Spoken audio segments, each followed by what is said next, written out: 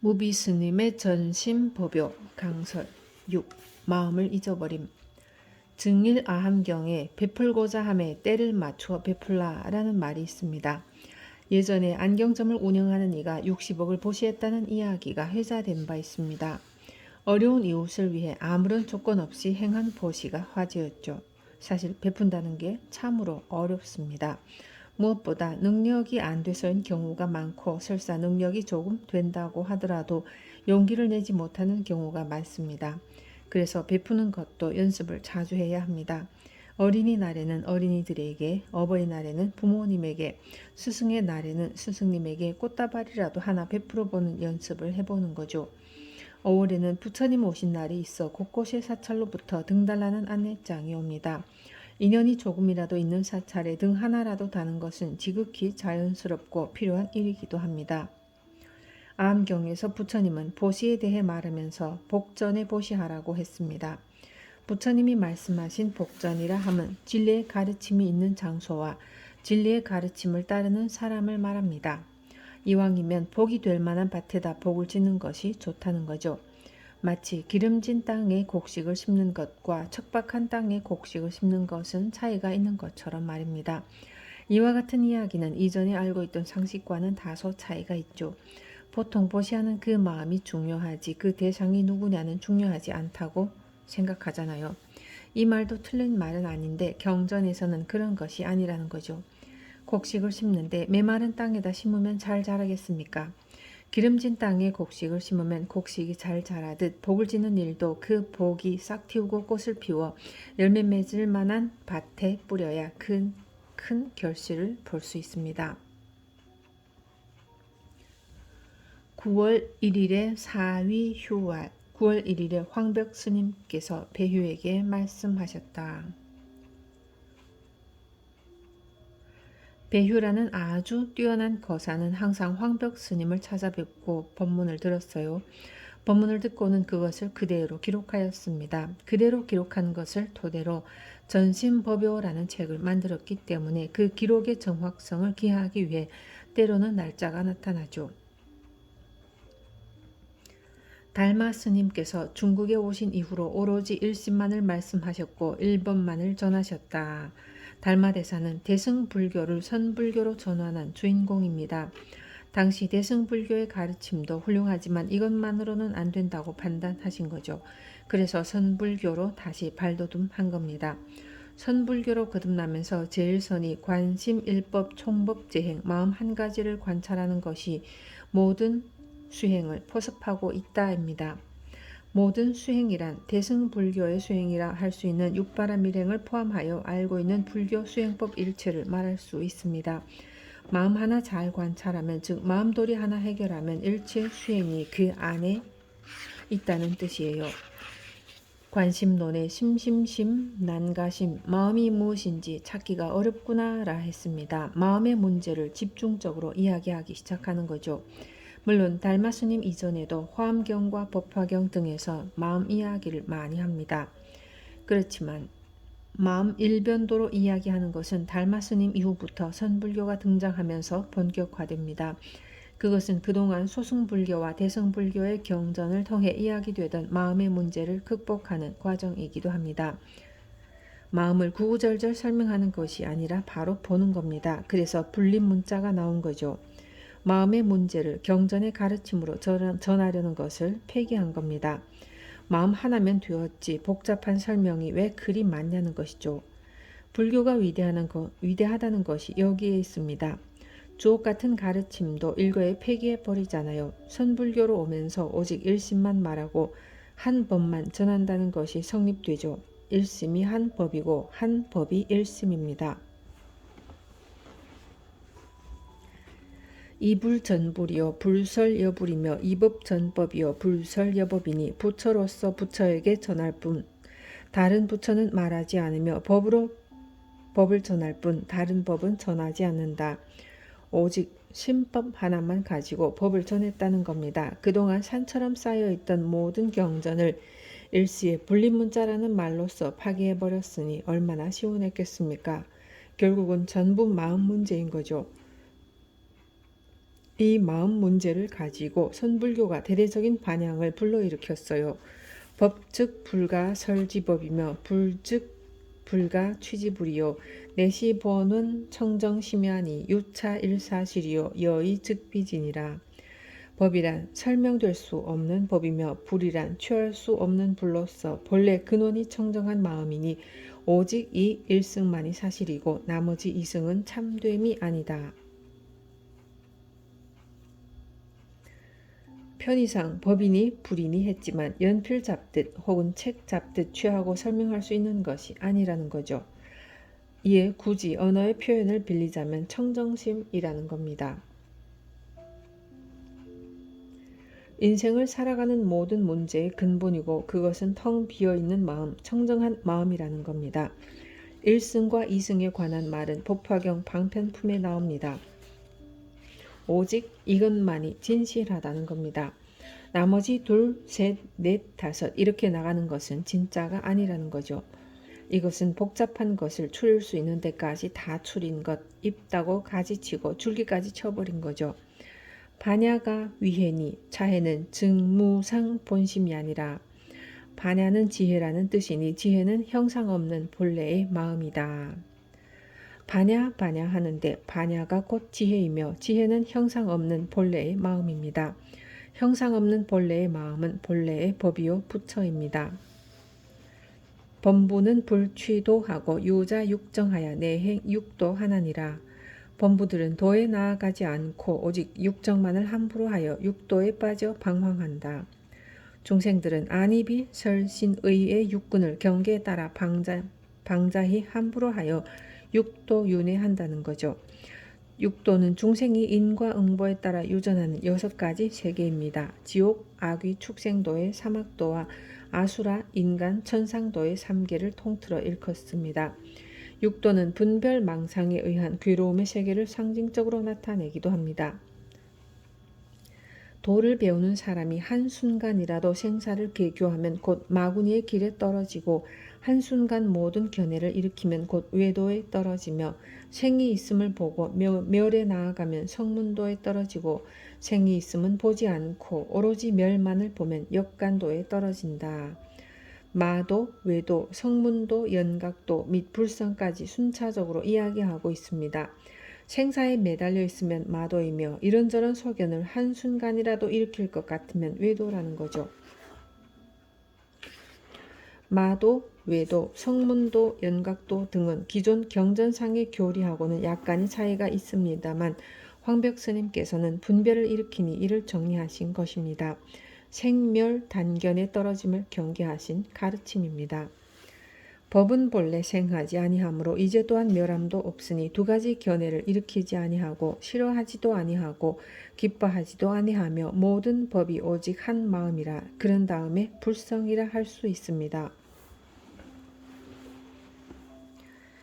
생하지 아니하면 소멸하는 것도 없죠. 봄에 싹과 잎이 나니까 가을이면 단풍이 들고 잎이 떨어집니다. 생자 필멸이라고 태어난 사람은 반드시 죽기 마련이고요. 따라서 마음이 불생이면 멸도 있는 거죠. 바람이 불어 물결이 출렁출렁하죠. 그것은 생멸입니다. 그런데 물은 어떻습니까? 그대로죠.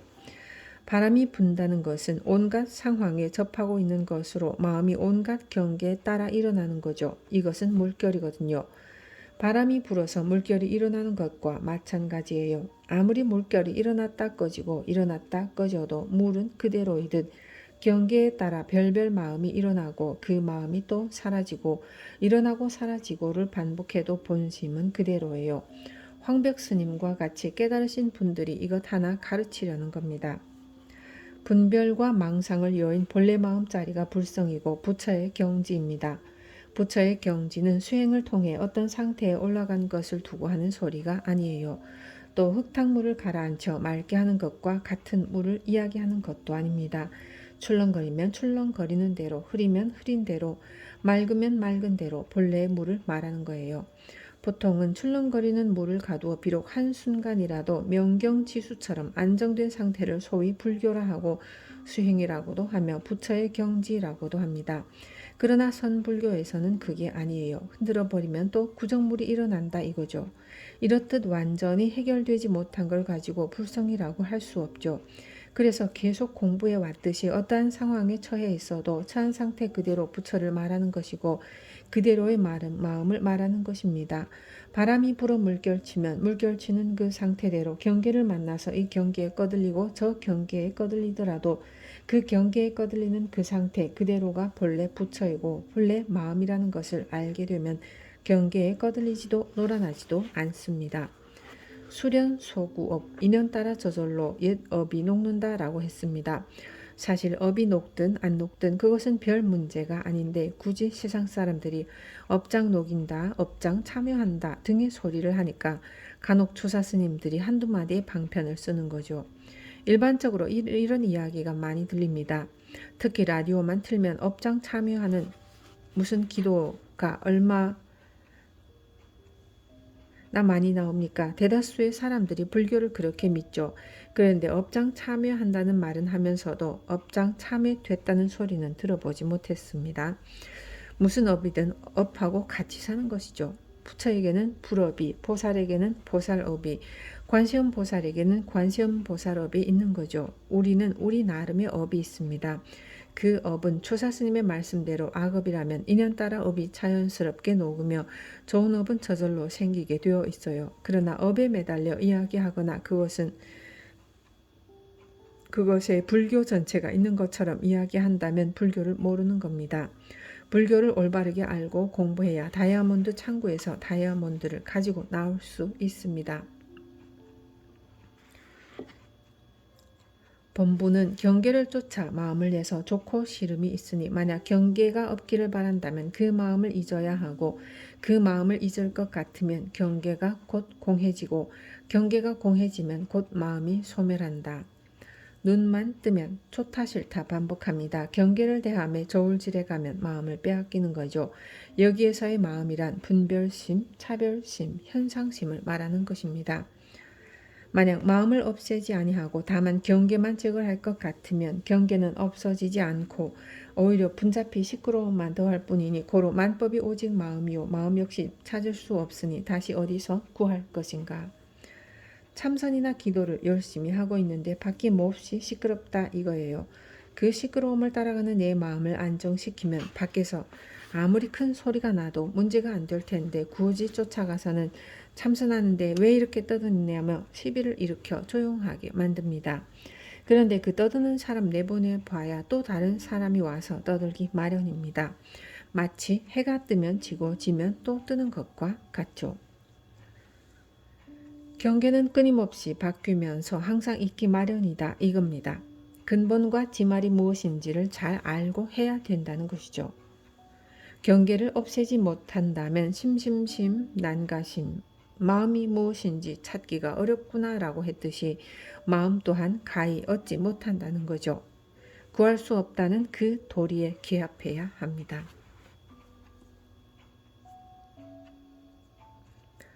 반야를 공부하는 사람이 한 법도 가히 얻을 것이 있음을 보지 않으면 삼승에는 뜻이 끊어지고 오직 하나의 진실뿐이다.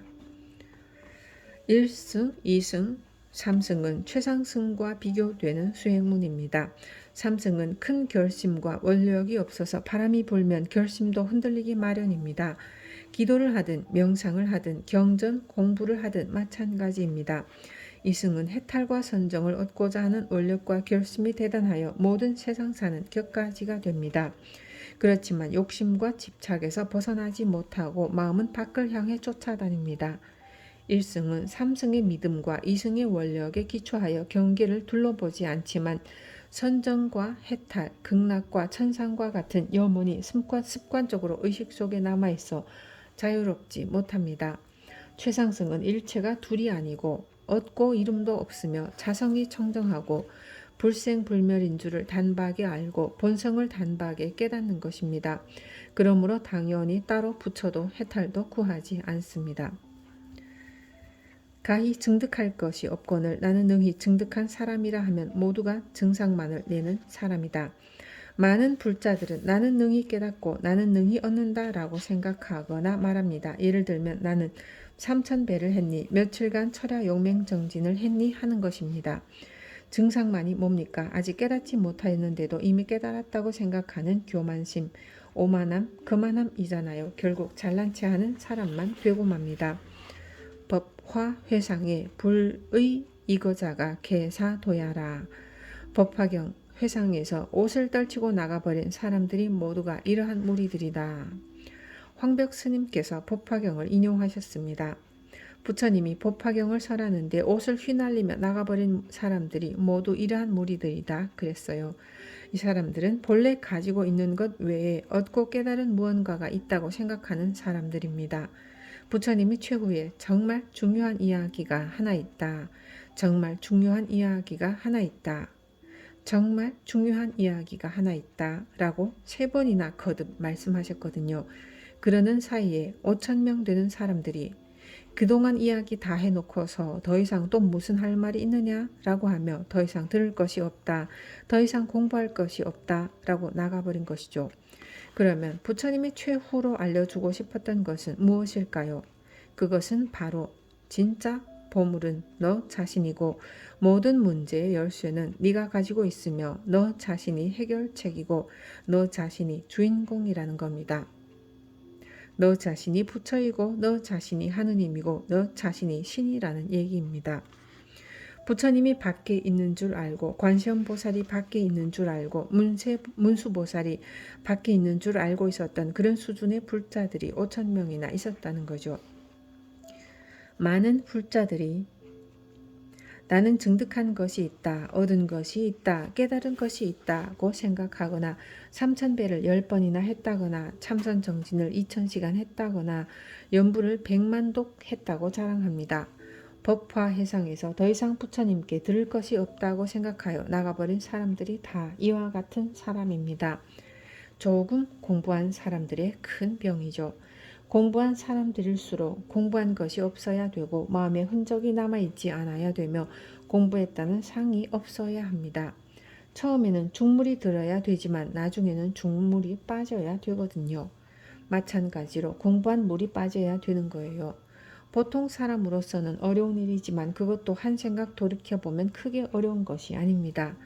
모두가 똑같이 동등한 사람이라는 생각만 하면 해결됩니다. 중노릇을 얼마나 했는지, 자기가 선한 행을 얼마나 했는지 등을 염두에 두지 않고 똑같은 동등한 사람이다, 동등한 부처다 라고 생각해버리면 아상을 내세울 일이 없는 거예요. 고로 불언 아어 보리의 실무소득이라 하시니 묵계 이이니라. 그러므로 부처님이 말씀하시기를 내가 깨달음에 대하여 실로 얻은 바가 없다고 하셨으니 묵묵히 귀합할 뿐이다. 얻는다는 것은 무엇이냐? 밖에서 얻는 것을 얻는다고 합니다. 예를 들어 내가 빌려준 돈을 되돌려 받았을 때 그것을 얻었다고 합니까? 본래 내 돈이었기 때문에 얻은 것이 아닙니다. 내가 가지고 있지 않았던 것을 얻어야 얻는 거죠. 그래서 실로 얻은 것이 없다는 겁니다. 도라든지 깨달음이라든지 보리라든지 성불이라든지 부처라든지 보살이라든지 그 어떤 고급 용어로 이야기해도 그것은 밖에서 얻는 것이 아니고 내 속에 본래 있던 겁니다. 중생들의 작은 근기는 눈에 보이고 신기하고 이상하고 영험있고 능력이 눈앞에 바로 나타나야 대단한 걸로 생각했는데 사실 알고 보면 그것은 아주 하찮은 거죠. 정말 신기하고 대단한 것은 우리가 지금 이 순간 누리고 있는 이 사실입니다. 묵묵히 개합할 뿐이다 라는 설명으로 되는 것이 아니고 스스로 느끼고 깨달아야 합니다. 제가 이야기하는 것은 저의 소리일 뿐이고 여러분들이 그래 하고 가슴 깊이 느끼는 것이 개합입니다. 지금 이렇게 보고 듣고 느끼고 사량 분별하고 기뻐하며 슬퍼하고 웃고 우는 능력이 이보다 더 위대한 신통이 어디에 있는가 이것을 스스로 느끼고 스스로 아는 것입니다.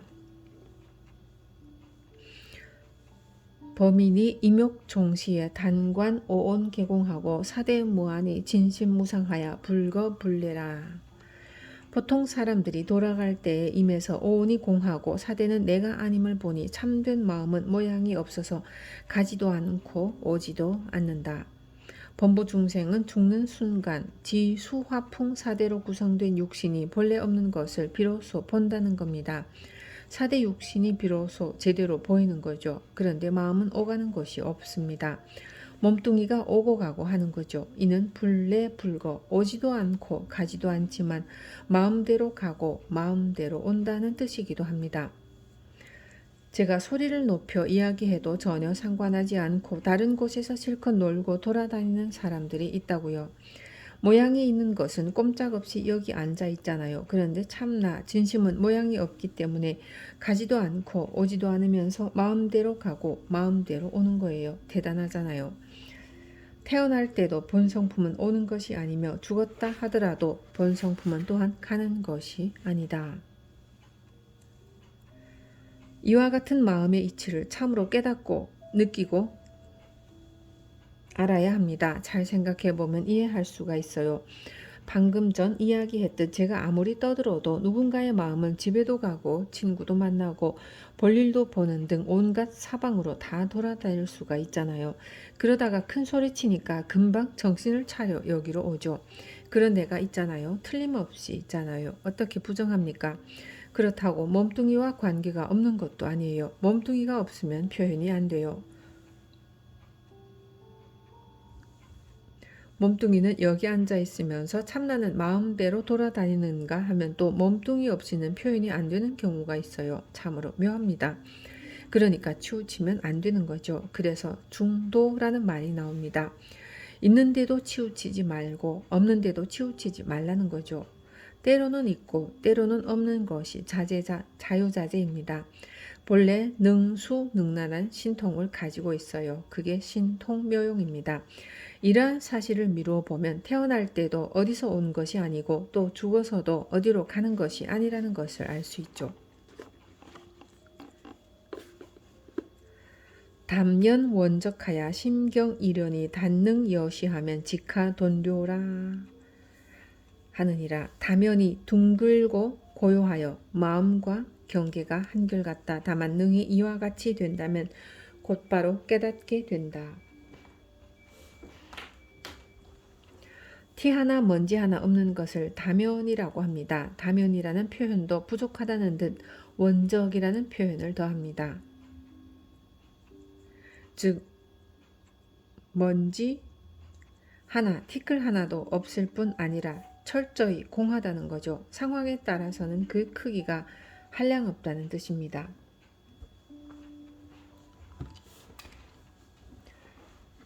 마음을 모아 조용히 있을 때에는 조그맣고 잠잠하지만 부풀려 놓으면 온 천지를 뒤덮어 놓을 정도로 큽니다. 하루에도 몇 번씩 경험하잖아요. 탐진치 삼독만이 아니라 84,000 번뇌가 온 세상을 다 흔들어 놓잖아요. 참으로 신기합니다. 그렇다고 나무랄 것이 없습니다.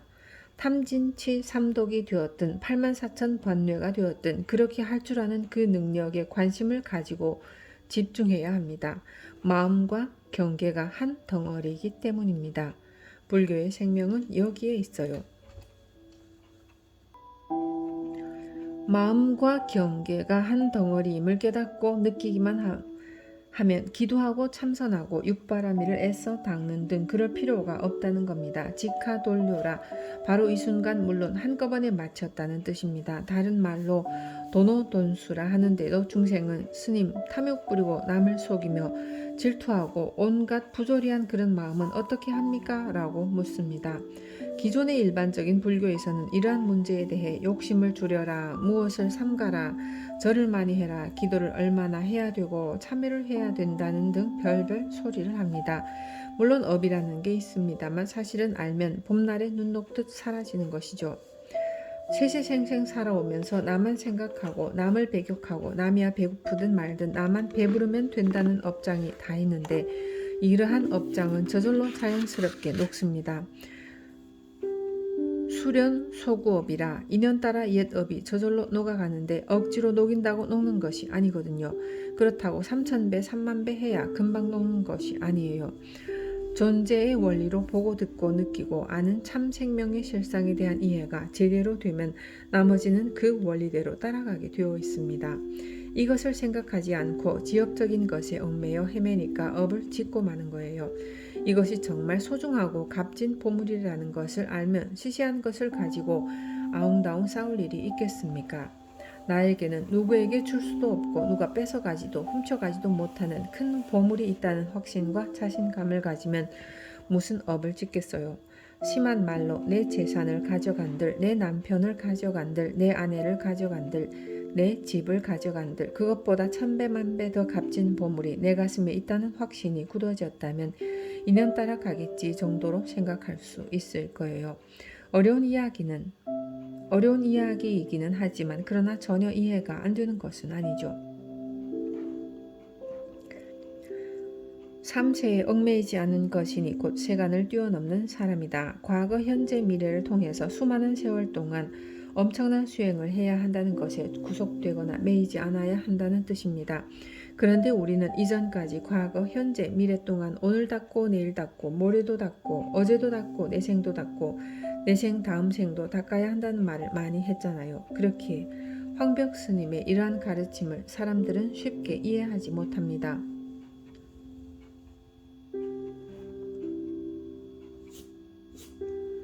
저는 아직까지 수많은 세월 동안 수많은 수행을 해서 깨달았다는 사람을 들어보지 못했습니다.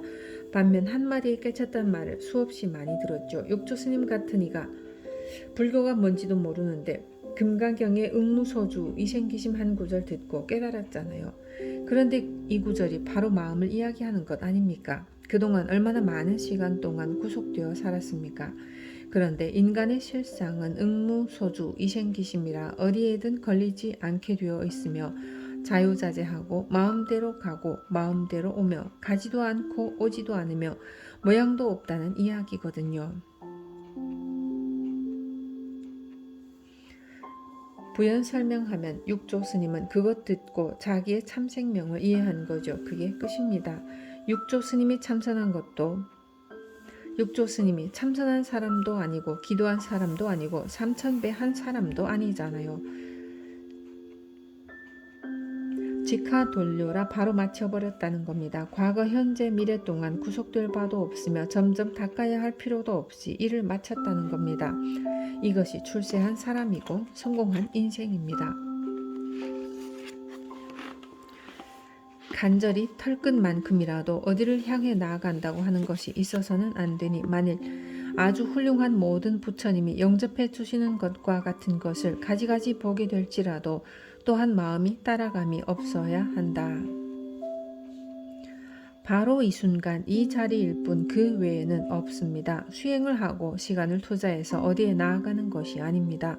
한 걸음 한 걸음 나아가거나 공덕을 쌓아가면서 얻어지는 게 아니라는 거죠.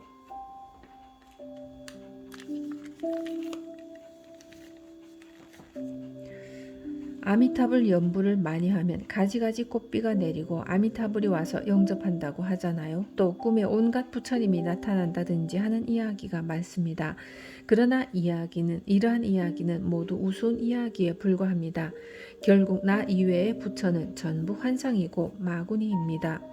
진짜 생명 있는 부처님은 지금 죽어가고 있는 그 사람입니다. 병들면 아픈 게 부처이고 목숨 다하면 죽는 게 부처입니다. 죽을 때 죽는 게 부처라 하니 이상한 소리로 들려요. 처음 듣는 소리죠. 그런데 과거 부처님과 역대 조사 중 그렇지 않은 분이 있었습니까? 아플 때 안 아팠고 죽을 때 안 죽었던 부처님, 보살, 조사, 도인이 있으면 이야기해보세요.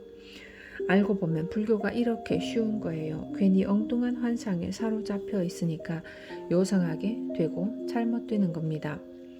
역대 부처님과 조사님은 이러한 이치를 알고 무한한 마음의 평화를 누리다 가시는 것 뿐이에요. 이러한 이치를 모르면 마음의 평화를 누리지 못하는 거죠. 무착선사가 오대산에서 처음에는 문수보살에게 많은 수모를 당했다고 해요. 오대산에서 공부를 어지간히 하다가 어느 동짓날에 큰 솥에 팥죽을 끓이고 있는데 문수보살이 나타나 무착선사를 시험을 한다고 뭐라 했답니다. 그러자 무착선사는 팥죽 수든 주걱으로 문수보살을 그냥 후려패면서 문수는 너의 문수고 무착은 내 무착이다. 어디서 함부로 남 죽 끓이는데 나타나서 방해를 하느냐라고 했다는 겁니다. 결국 이것을 가르치려는 것입니다. 부처님도 이것을 가르치려 했고 일체 조사 스님들도 인간 개개인이 다 이와 같은 존재라는 것을 가르치려고 했던 거죠.